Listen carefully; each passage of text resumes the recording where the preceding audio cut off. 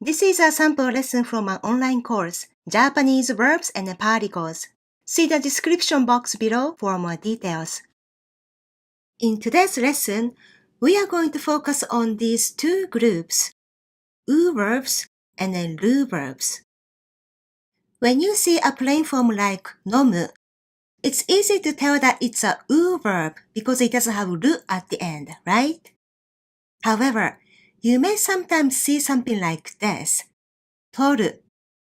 This one has ru at the end too, but this is not a RU verb. This actually belongs to U verb group. So when you conjugate this one into the mass form, it's not tomas. It's torimas by following the U verb conjugation rule. So this is the confusing part of Japanese verbs in plain form. RU verbs always have ru at the end, of course.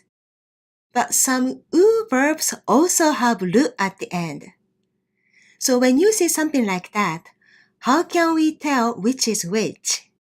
That's the question that I get from my students all the time. So today in this lesson, I want to share with you how you can determine if it's U verb or RU verb when the plain form has ru at the end.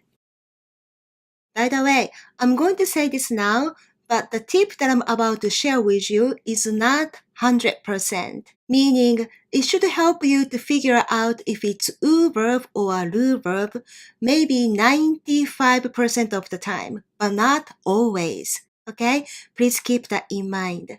But it should still help you greatly to figure out the verb groups when you see a plain form that has ru at the end. Okay, let me add a few more example verbs. 作る Wakaru and then 起きる Now we have 5 verbs that have ru at the end, right? Out of these 5, わかる 作る 取る These 3 are U verbs. And then 起きる 食べる These 2 are RU verbs. I want you to take a look at these 5 verbs for a while. Do you see any difference between these two groups? I'll give you a hint, okay? Pay attention to the sound before the ru at the end.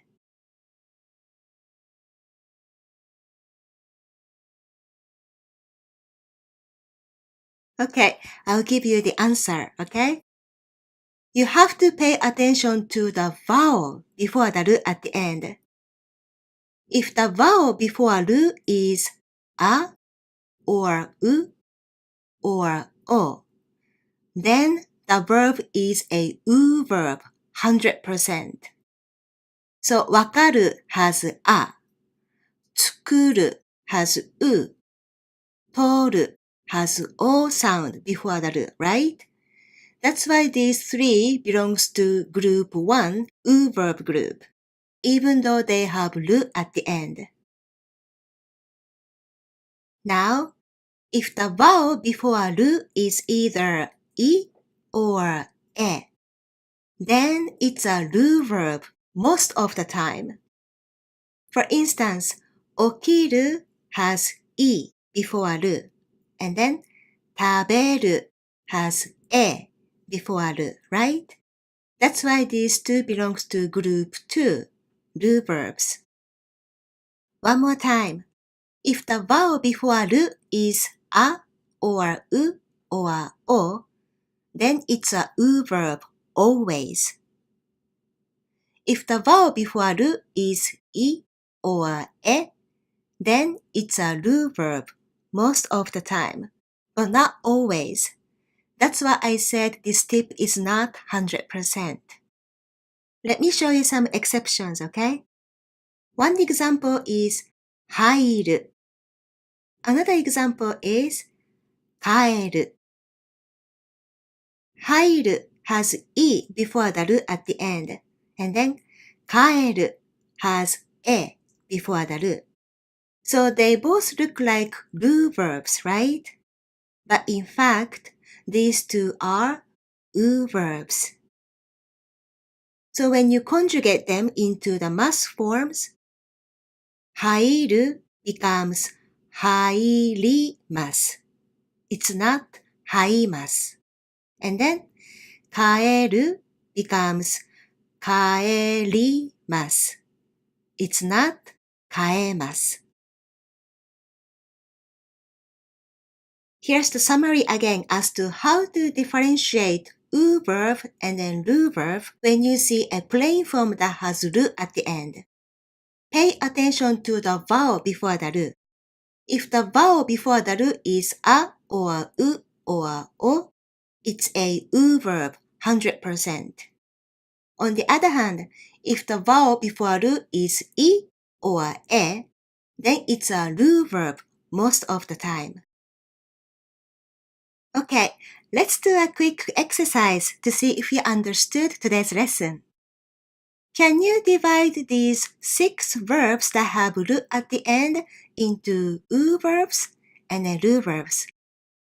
I didn't include any exceptions here, so simply pay attention to the vowel before the RU. You can pause the video here if you need time to think about it, okay? Okay, which ones do you think are the U verbs?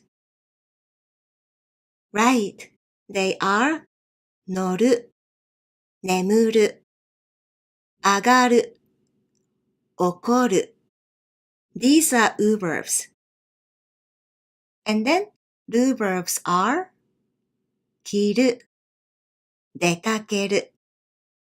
These two are the RU verbs. Again, when you see a Japanese verb in the plain form that has RU at the end, pay attention to the vowel before the RU to determine if it's a U verb or a RU verb. I hope that you found this tip helpful for you to feel more confident to conjugate Japanese verbs.